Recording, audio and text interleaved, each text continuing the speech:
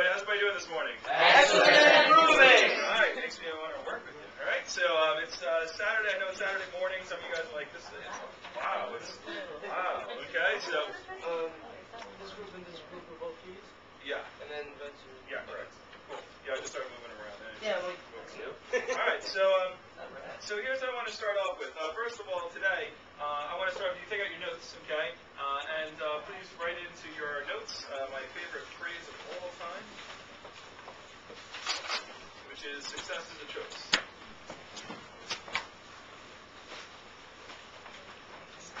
Success is a choice. How well somebody does in life, how well somebody does in anything. It is always based on choices. Okay, choices are what make everything up, and it's not like when people make a choice. It's not like they go, okay, I'm going to be successful or I'm not going to be successful. It's not like a one-time choice. It's all the little choices that people make that add up to the things that they get.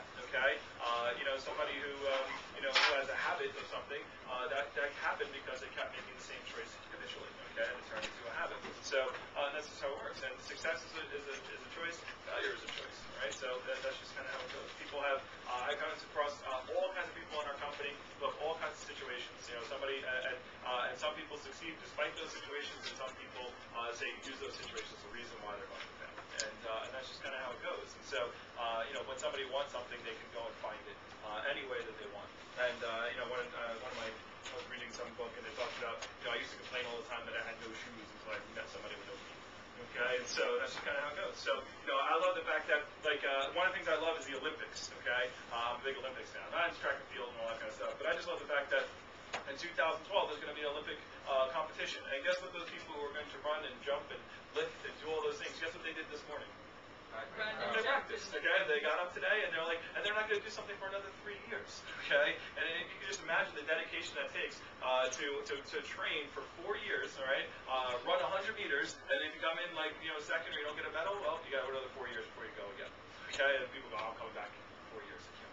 All right, and so just all the work and dedication that goes to that. There's a lot of choices that go into that. Okay, and the champions, they say champions are made in the preseason. So choices are what brings people. It's like, well, do I make another phone call or do I not? Okay, you'll see if you go on to. I'm going to give you guys a whole bunch of websites, but you'll see Mike Arrieta, who just sold almost $60,000. It was like $62,000 in that push week. So he won the #1 trophy, sold $60,000, and as an FSM made $30,000. I told you 15 because I didn't tell you guys yet that he made half, but now that he makes half. But again, making over $30,000 as a 20-year-old college student in 2 weeks. Okay, and the point is that some people go, well, he must have these, he must have this, and they videoed one of our managers in Manhattan videoed every day. Okay, they interviewed him every single day, and he had cancellations and he had no shows and he had people. One person he went to the house, the person wasn't there, so he went into Starbucks, and most people, what do? If they have a cancellation, okay, they go, this sucks. And they go home and watch TV.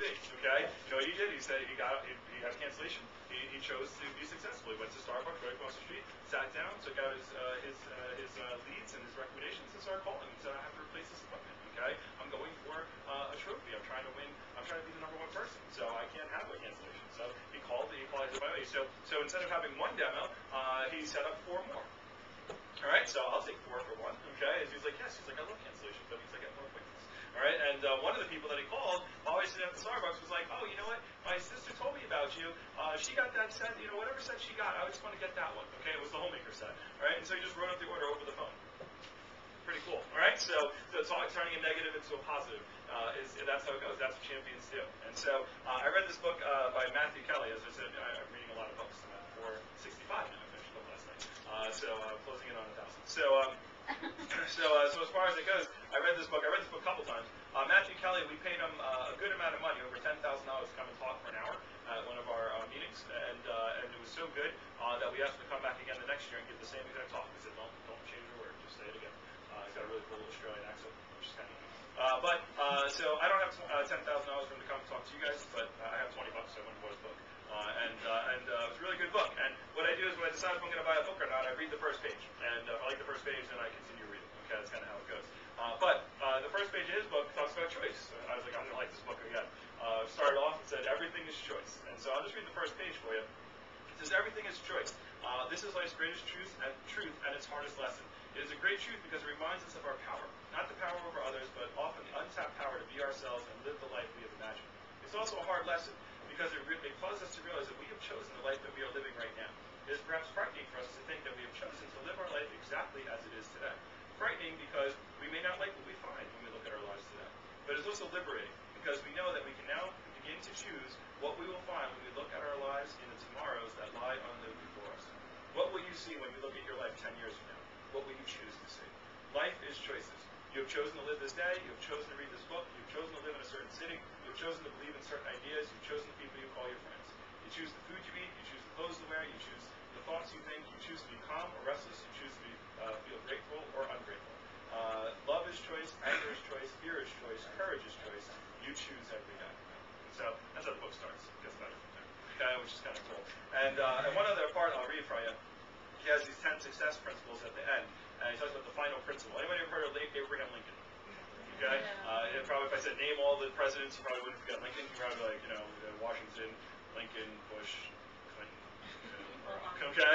JFK, So you probably everyone forget Lincoln, okay? And if you know about the story of Lincoln, and one of the things I love is that we cut pennies. So whenever, and by the way, in the interview, I sometimes, guys, sometimes bad days happen, okay? Every day in the office isn't great, every day on the field isn't great, but it's the feeling at the end. If it was easy, everybody would do it, okay? If it was easy to have a college degree, then it wouldn't be special, right? Okay, so that's the point, okay? I love sometimes people say to me, well, I could never do your job, and I go, yeah, that's not right, you couldn't. Okay, I love that, all right? I could do your job, okay? So I could definitely go to CVS and scan things, okay? I could definitely do that. I could definitely do what you do, but you couldn't do what I do. That makes me special. I like that, okay? I like feeling special, all right? So we're going to get that song. I'm so special. All right, anyway, all right? But here's Abraham Lincoln. He talks about the final principle. I'm sure you all heard Lincoln. So let me just give you he has a quick synopsis of Lincoln's life here. It says, Abraham Lincoln was born to poverty in 1809. Okay, 1809, log cabins, no running water, all that kind of stuff, right? Okay? So 1809 he was born. In 1816, Lincoln's family was forced out of their home. So he was 7, okay? Abraham Lincoln's family was forced out of their home, and he had to go to work to support them, okay? In 1818, his mother died. In 1831, he failed in business. In 1832, he ran for the Illinois House of Representatives and lost. In 1832, he also lost his job. Later that same year, he decided he wanted to go to law school, but his application was rejected. In 1833, Lincoln borrowed some money from a friend to begin a business, but at the end of the year, he was bankrupt. He spent the next 17 years paying off that debt. In 1834, Lincoln ran for state legislature again and lost. In 1835, Lincoln was engaged to be married, but his fiancée died and broke his heart.